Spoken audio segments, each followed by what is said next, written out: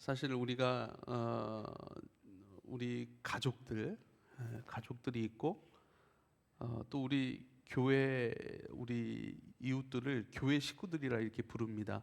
어쩌면 우리는 부모님을 떠나 형제들을 떠나 또 친한 친구들을 떠나 하나님께서 인도해 주신 새로운 삶의 터전에서 그렇게 우리 인생을 또 이렇게 계속해서 진행해 가고 있지 않습니까? 그래서 부모를 떠나서 가족들을 떠나서 주님께서 불러내신 그곳에서 근데 참 어쩌면 우리 가족들보다 더 많이 만나고 더 자주 만나고 더 자주 같이 식사를 하고 더 본질적인 그런 말씀과 예배 가운데 함께 추구하고 있는 그 공동체, 그래서 교회 식구들이라 이렇게 부르는 것 같아요. 사실 교회라고 하는 것은 하나님 나라 안에서의 한 가족이라 이런 의미를 담고 있습니다. 왜냐하면 그리스도 예수의 한 생명 안에서 우리가 나왔거든요. 그리스도 예수 생명 안에서 나온 자들, 그리고 그 그리스도를 나의 구주로 고백하는 사람들, 그분의 피로 그분의 생명으로 태어났고 그분의 희생과 사랑으로 다시 구원함을 받고 그분의 생명 속에서 자라가고 그분의 생명으로 또 부활 생명의 삶을 살아가는 그런 공동체, 그리고 함께 하나님을 예배하고 그 말씀 안에서 함께 빚어져 가고 순종하는 그런 믿음의 공동체, 믿음의 식구들, 이렇게 우리는 그렇게 표현하고 또 그렇게 알고 살아가고 있습니다. 그게 참 맞는 말씀이에요. 그러니까 이 교회를 통해서 그리스도 예수 생명으로 함께 나온 하나님 나라의 한 가족인 것을 우리는 경험할 수 있어야 돼요. 그리고 그 마음으로 서로를 대하고 서로를 존중하고 또 서로를 위하고 또 서로를 섬겨갈 수 있어야 합니다. 교회 안에는 교회의 3요소라 하는 부분들이 있어요. 하나는 말씀, 그리고 성례, 그리고 칠이라고 하는 부분이에요. 칠이. 교회를 이루고 있는 그 요소들이 무엇인가? 말씀이에요. 말씀. 하나님의 말씀. 그 말씀으로 우리가 듣고 순종하고 살아갑니다. 성례라고 하는 것은요, 그리스도께서 우리에게 행하라고 명령하신 예식들이 있어요. 그게 세례입니다. 그리고 그것이 성찬입니다. 할렐루야. 그래서 보이지 아니하는 말씀, 보이지 아니하는 말씀, 보이는 말씀, 예, 보이는 말씀이라 그것을 성례 이렇게 표현하기도 합니다. 그러니까 주님께서 우리에게 이것은 너희가 행하여야 돼라고 하시는 그 명령들이 있어요. 그 명령, 이것은 꼭 행해야 돼라고 말씀하신 것, 그리스도께서 우리에게 추구하라고 말씀하신 것들을 함께 추구하는 공동체가 교회입니다. 그리고 교회에는 칠이라고 하는 것이 있습니다. 교회는 바르게 흘러가야 됩니다. 그리스도의 생명으로 한 가족들이잖아요. 그런데요, 그리스도의 생명으로 추구하는 것이 아니라 끊임없이 교회사를 통해 보면 다른 생명으로 취하려고 하고 가르치려고 하고 그래서 교회가 교회를 나누려고 하고 끊임없이 생명이 있는데요, 생명 아닌 것들의 도전들이 있었어요. 진리로 우리가 붙들어야 되고 바로 서야 되지 않겠습니까? 근데 비진리적인 것들, 그것에 대한 공격들이 많이 있었습니다. 거짓의 공격이 마귀의 공격인 것이죠. 그래서 7이라고 하는 것은 교회가 그리스도의 생명 안에서 모이고 합당하게 걸어가고 합당하게 지어져 가기 위해서 꼭 필요한 게 바로 7이에요. 교회에 7이가 없으면 교회가 바로 설 수가 없습니다. 그러나 교회는 7이를 가지고 있죠. 근데 그 7이는요, 굉장한 그 권위를 가지고 있습니다. 그래서 그 7이를 바르게 행사해야 돼요. 바르게 행사해야 돼요. 바르게 행사하지 않으면 오히려 교회가요, 예, 사랑을 잃어버릴 수 있게 돼요. 오히려 우리 교회 안에 한 가족을 준 사람들을 잃어버릴 수 있게 돼요. 그러니까 교회 이 7일은 아주 신중하게 행사가 되어야 하는 것입니다. 꼭 필요한 것이지만 위험할 수 있습니다. 그렇지만 바름 안에서, 진리 안에서 이것이 반드시 행사되어야 합니다. 그렇지 않으면 교회는 무너질 수 있습니다. 그리스도의 생명 외에 다른 것들 때문에 나눠질 수 있고 그 복음이 희석될 수가 있어요. 그래서 7이라는 것은 굉장히 중요하고 교회를 유지시키고 바르게 걸어가게 하는데 꼭 필요한 것이 바로 이 7이라고 하는 요소입니다.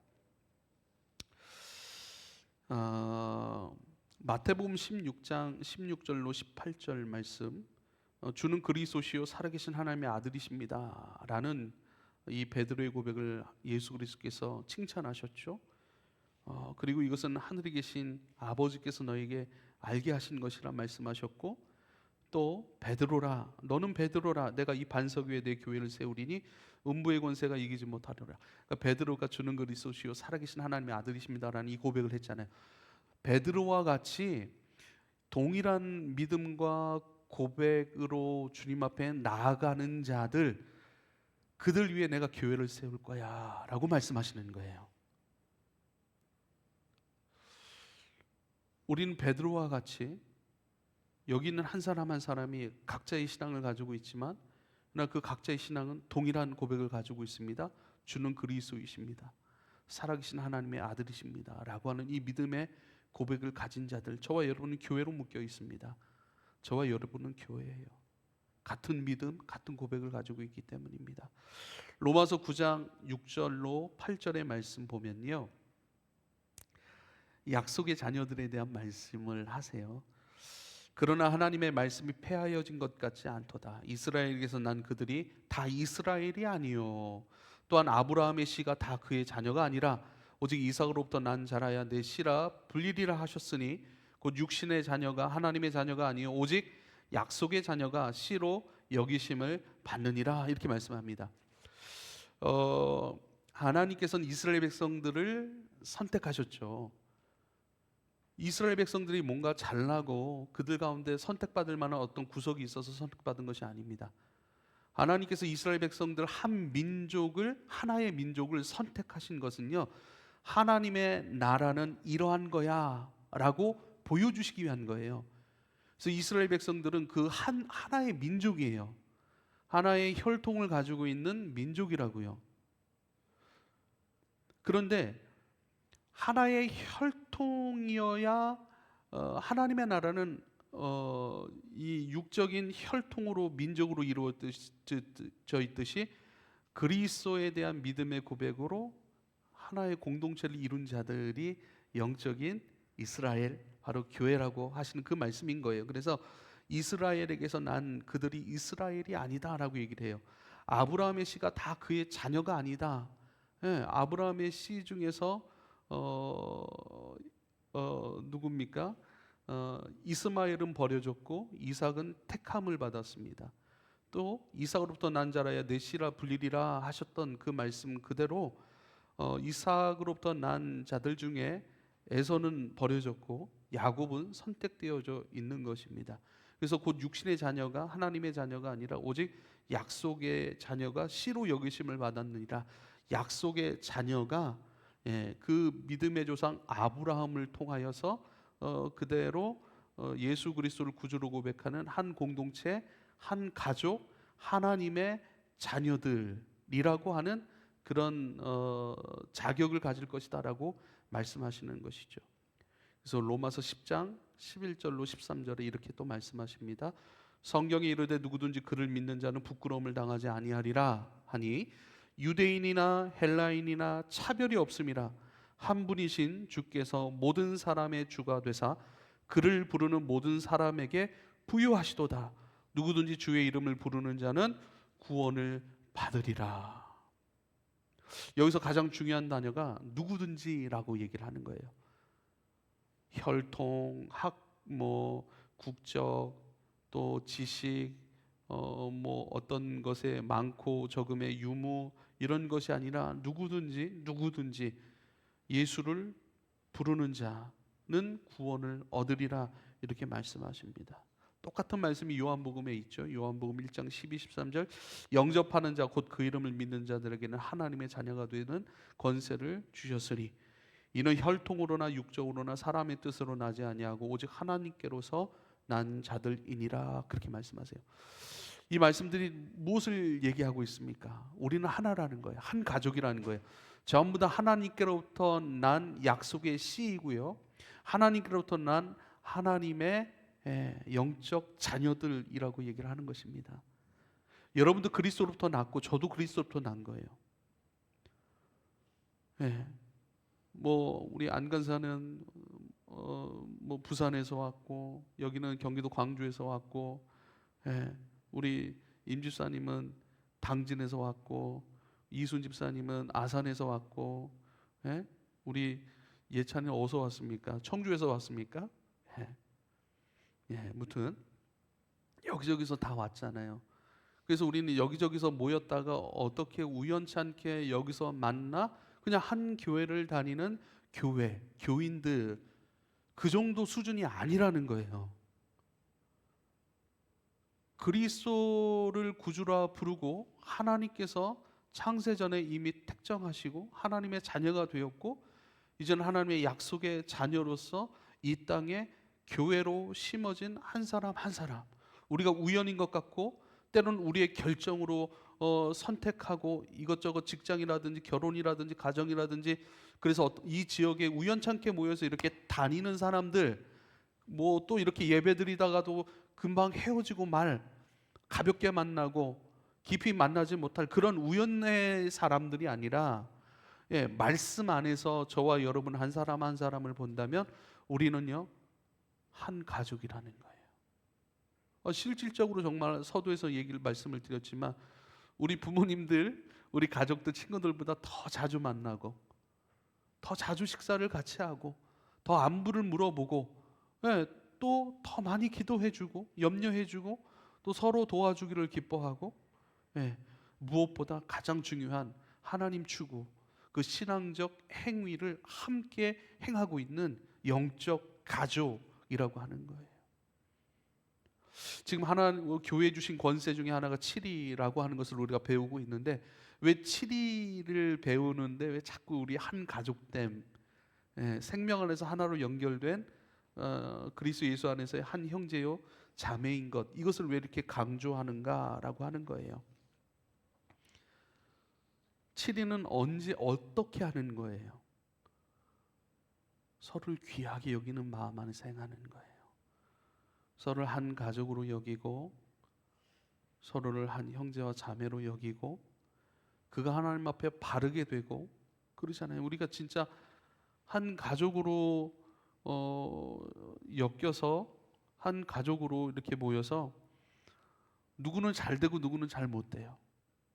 물질적인 면들이 아니잖아요. 신앙적인 면, 영적인 면, 이런 모든 방면에 있어서 그리스도의 장성한 분량의 충만함까지 이르러 가야 되는데, 예, 그 그리스도를 따라가는 그 길, 그리스도의 충만함, 그리스도의 열매됨, 그리스도의 생명의 그 부유함을 경험하는 그 일들이 너무나도 중요하고, 이것이 본질적 우리의 성공인데, 누구는 이 길을 온전히 가요. 근데 누구는 이 길을 온전히 못 가요. 저도 딸 둘이 있잖아요. 그렇죠? 한 친구는 잘 돼요. 예, 신앙적으로 잘 이렇게 순종하면, 한 친구는, 예, 좀 이런저런 많이 그런 모습들이 있어요. 얼마나 안타깝습니까? 그럼 이 길, 그리스도 길 잘 가라고 때론, 예, 혼내기도 하고 잔소리도 하고 회초리도 때론 들지 않겠습니까? 사랑 안에서 방치해두고 무관심하고 그냥 너는 너대로 가고 각자의 신앙생활처럼 행하는 것이 교회 생활이 절대 아니고, 예, 서로를 존중하고 위하고 한 생명이라고 하는 그 믿음 안에서, 예, 그래서 저는 여러분이 진짜 잘 됐으면 좋겠어요. 진짜 잘 됐으면 좋겠어요. 진짜로.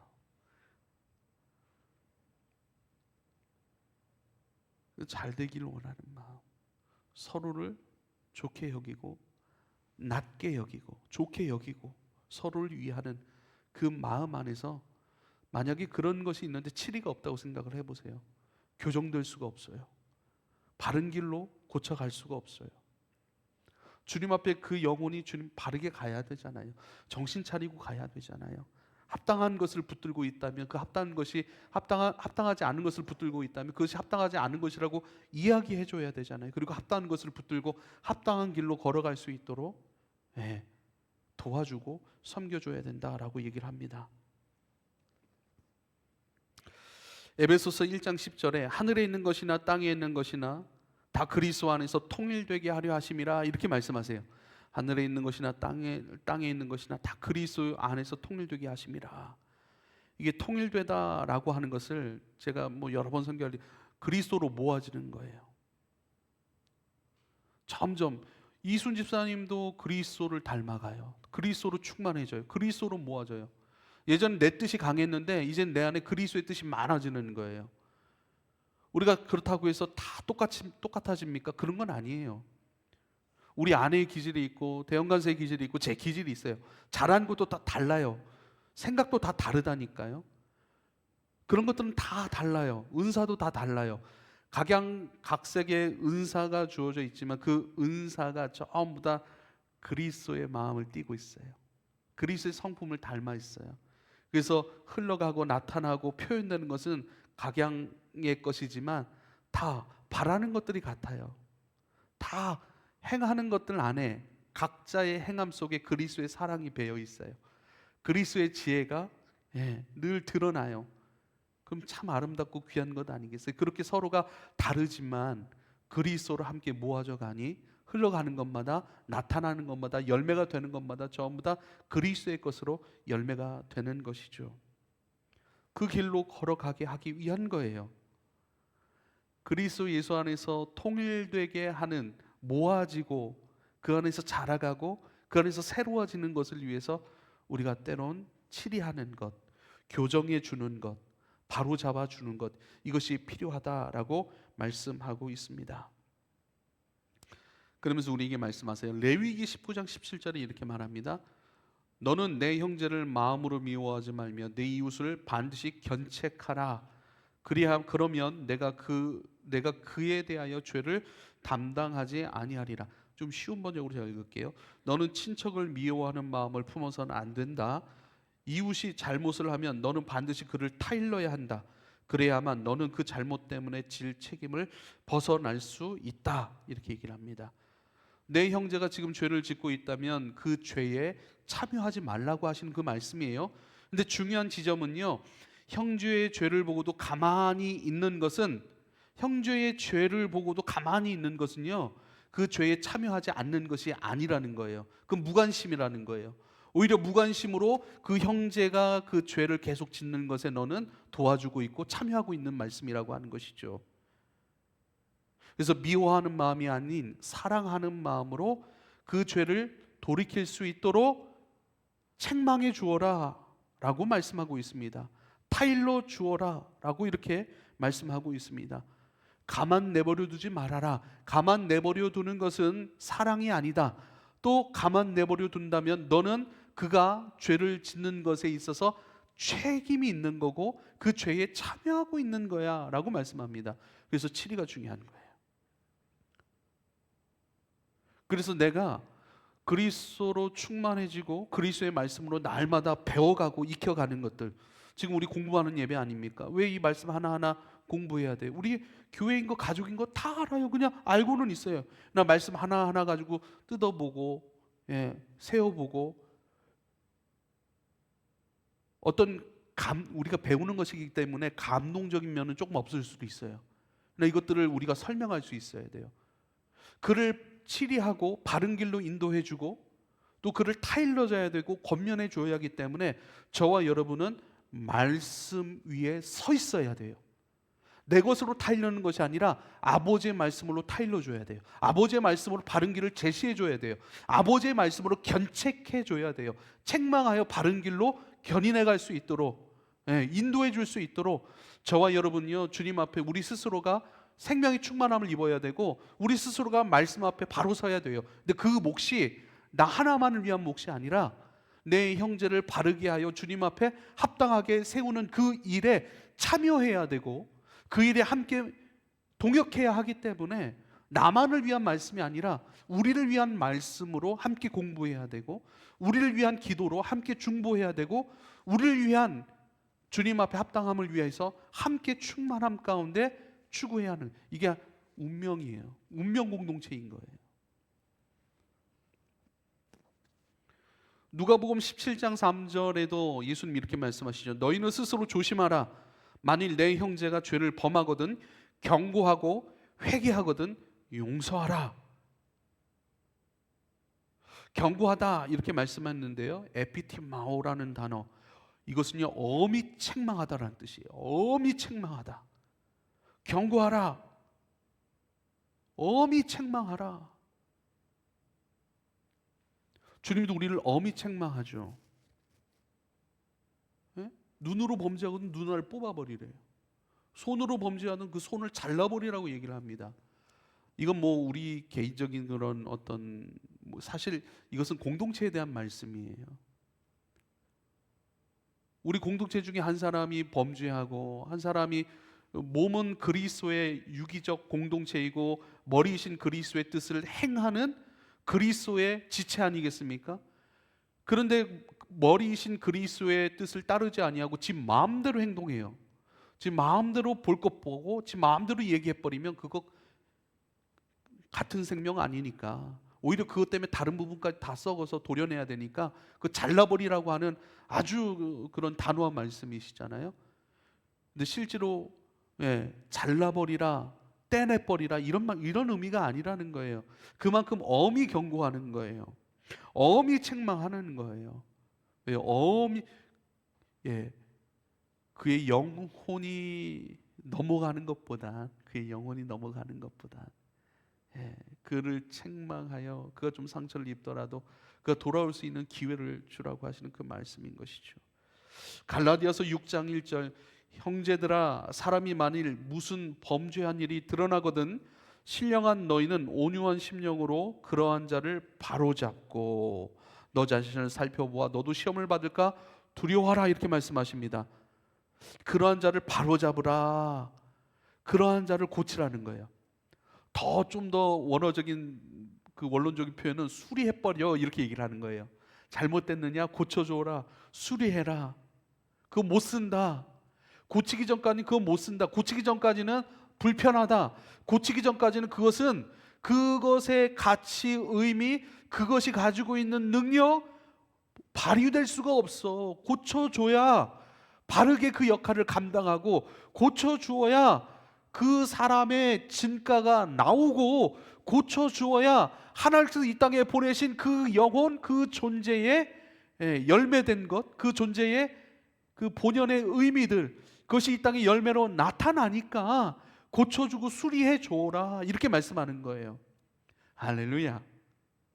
그 영혼에 이 땅에 와서 그 영혼 마음대로 살아가는 것이 중요한 것이 아니라 하나님 보내신 그 뜻과 그 의미와 그 가치들을 그가 온전히 나타내고 드러내고 그것이 사용될 수 있기를 여러분 우리가 도와줘야 돼요. 고쳐줘야 돼요. 수리해 줘야 돼요. 때론 바꿔줘야 돼요. 망치질도 해야 돼요. 더 조여줄 수도 있어야 돼요. 기름칠도 해줘야 됩니다. 수리해야 됩니다. 그러기 전까지 수리가 안 되면요 잘못된 역할 하다가 때가 되면 돌아갈 수밖에 없는 것 아니겠습니까? 우리는 한 형제예요.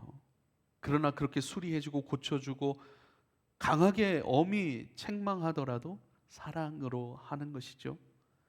사랑으로 한 형제됨으로 하는 것이죠. 오늘 말씀 15절부터 16, 17절 내 형제가 죄를 범하거든 가서 너와 그 사람과만 상대하여 권고하라. 만일 들으면 내가 내 형제를 얻은 것이고 만일 듣지 않거든 한두 사람을 데리고 와서 두세 증인의 입으로 말마다 확증하게 하라. 만일 그들의 말도 듣지 않거든 교회에 말하고 교회의 말도 듣지 않거든 이방인과 세리와 같이 여기라 말씀합니다. 그러면서 하시는 그 말씀이 뭐죠? 그 다음에 하시는 말씀이 진실로 너희 중에 두 사람이 땅에서 합심하여 무엇이든지 구하면 죄송합니다. 18절에 보면 뭐라고 나옵니까? 진실로 너희에게 이르노니 무엇인 너희가 땅에서 매면 하늘에서도 매일 것이고 무엇이니 땅에서 풀면 하늘에서도 풀리리라 그래요. 범죄한 형제를 찾아가서 권고해요. 그래도 듣질 않아요. 그러면 한두 사람을 데리고 가서 두세 증인의 입으로 말마다 확증하게 해요. 두세 사람이 함께 가서 그가 지금 잘못됐다라고 하는 그 부분 한 생명 안에서 빚어지지 못하고 한 생명의 길로 책망하고 견책해도 그것을 받아들이지 않고 끊임없이 잘못된 길, 그 길로 걸어간다면 그것을 증인으로 확증하게 하라 하시는 그 말씀이 이거죠. 그리고 그들을 또 권면하는 거예요. 함께 두세 사람이 함께 또 권면하는 거예요. 그래도 듣지 않거든 교회 말하고 교회 공동체의 말도 듣지 않거든 이방인과 세례와 같이 여기라. 네, 그 말씀이에요. 그리고 이것을요 너희가 땅에서 매버리면 하늘에서 맬 것이고 무엇이든 땅에서 풀면 하늘에서 풀리리라. 이게 굉장한 말씀이에요. 혼자 가고 두세 사람이 가고 교회 공동체의 말도 듣지 않거든 매버리는 거예요. 세리와 같이 여겨버리는 거예요. 그러면요 하늘에서 문 닫아버리겠다는 거예요. 그 치리, 그 권세가 교회에 있는 거예요. 여기서 교회 말하라 하는 것은요 교회 교인들이 전부 다 알도록 얘기하라 그런 말씀은 아니에요. 여기서 말하는 교회는요 교회의 대표자들 이야기하는 거예요. 당회라고도 표현을 하고요. 교회법에 의하면 당회라고도 표현하고요. 목사, 장로들이 되겠죠. 목사, 장로들이 판단했을 때 진리의 길을 함께 가고 있지 않구나 라고 했을 때 우리 이 사람과 함께 갈 수 없군요 라고 선언해버리면 하늘에서도 문을 닫아버린다는 얼마나 무서운 말씀입니까? 이 얼마나 무거운 말씀입니까? 그러면 그것을 결정해야 하는 목사와 장로들과 교회의 어른된 사람들은 그 하늘의 뜻을 그대로 행사하기 위해서 얼마나 하나님의 마음을 품고 또 품어야 돼요. 얼마나 하나님의 말씀에 있어서 가르칠 수 있어야 되고 스스로가 합당하게 서 있어야 되고 그 말씀을 무겁게 이 무거운 말씀을 행사할 수 있도록 그만큼 말씀 앞에 바르게 서 있어야 된다라고 하는 거예요. 만약에 이 일을 행하는 사람들이 하나님의 마음과 달라버려요. 하나님과 마음이 다르고 그 말씀을 잘 알지 자세하게 말씀을 바로 알지 못하는데 하나님의 하늘의 권세로 가지고 이렇게 결정한다고 생각을 해보세요. 그러면요 그것에 대한 책임을 져야 버려야 될 거예요.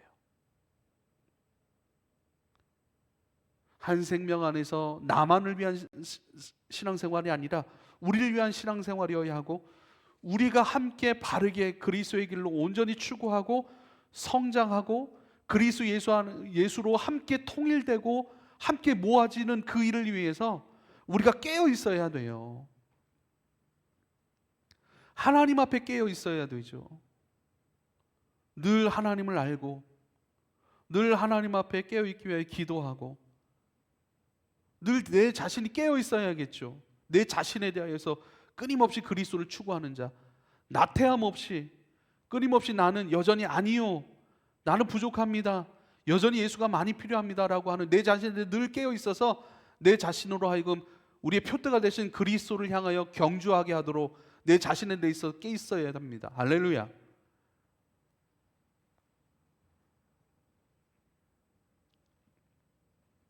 신명기 19장 15절에 보면 사람의 모든 악에 관하여 또한 모든 죄에 관하여는 한 증인으로만 정할 것이 아니라 두 증인의 입으로나 또는 세 증인의 입으로 그 사건을 확정할 것이라. 혼자 결정하지 말라는 거예요. 그래서 두세 사람이라고 얘기를 하는 거예요. 어떠한 잘못이나 어떤 범죄라도 한 사람의 증언만으로는 판정할 수 없다는 거예요. 두세 사람의 증인이 있어야만 그 일을 확정할 수 있는 것입니다. 그러면요 디도서 1장 5절부터 9절에 보면요 그렇게 두세 사람의 증인된 또 교회된 역할을 할 수 있는 사람들의 자격이 나와요. 제가 좀 쉬운 번역으로 읽겠습니다. 디도서 1장 5절로 9절입니다. 내가 그대를 크레타에게 남겨둔 것은 남은 일들을 정리하게 하고 내가 명령한 대로 성읍마다 장로들을 세우게 하려 함이라. 장로는 흠잡을 데가 없어야 하며 한 아내의 남편이라야 하며 그 자녀가 신자라야 하며 방탕하다는 비난이나 순종하지 않는다는 비난을 받지 않아야 합니다. 사실 감독은 하나님의 청지기로서 흠잡을 데가 없으며 자기 고집대로 하지 않으며 쉽게 성내지 않으며 술을 즐기지 않으며 폭행을 하지 않으며 부정한 이득을 탐하지 않아야 합니다. 오히려 그는 손님을 잘 대접하며 선행을 좋아하며 신중하며 의로우며 경건하며 자제력이 있으며 신실한 말씀의 가르침을 굳게 지켜야 합니다. 이는 그가 건전한 교훈으로 권면하고 반대자들을 책망할 수 있게 하려 함입니다 라고 말씀하는 거예요.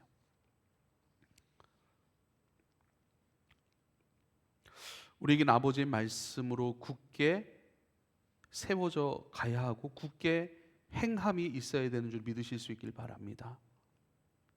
아버지의 말씀을 바르게 알아야 되고 그 말씀의 충만함 속에서 채워지는 지혜로 결정할 수 있어야 됩니다. 저도 목사로서 또 이 교회를 담임하고 있는 사람으로서 지혜가 많이 필요할 때가 많은, 진짜 지혜가 많이 필요해요.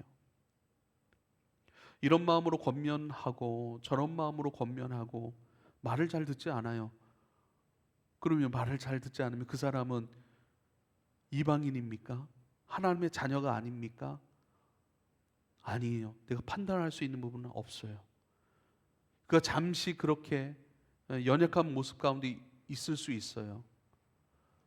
절대 하나님의 생명, 약속의 씨라고 하는 거룩함 안에 포함되지 않은 사람이다 라고 내가 알 수 없어요. 판단할 수가 없더라고요.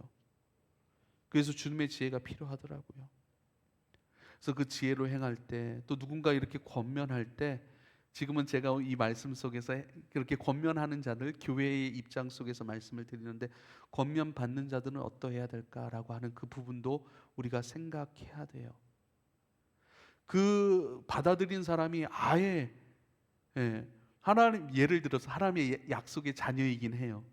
근데 전혀 그 일에, 권면하는 일에 관심이 없거나 전혀 이해를 못하거나, 열심히 권면은 해요. 또 만나요.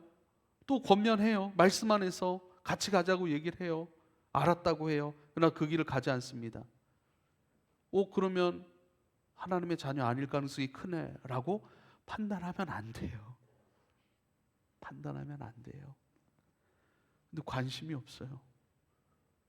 또 못 알아들을 수도 있어요. 잠시 알아듣는 것 같지만 마음에 품지 않고요, 쉽게 날려버릴 수도 있죠. 그래서 지혜가 필요한 것 같아요. 그래서 깨달을 수 있도록 환경을 바꿔주고, 깨달을 수 있도록 그가 더 깨어나서 정신을 차리고 또 하나님 앞에 예배하고 하나님 알아가는 그 길을 잘 인도해 주어야 하겠더라고요. 그래서 계속 기도해야 되겠더라고요. 지혜로 말해줘야겠더라고요. 때로는 상황을 바꿔줘야겠더라고요.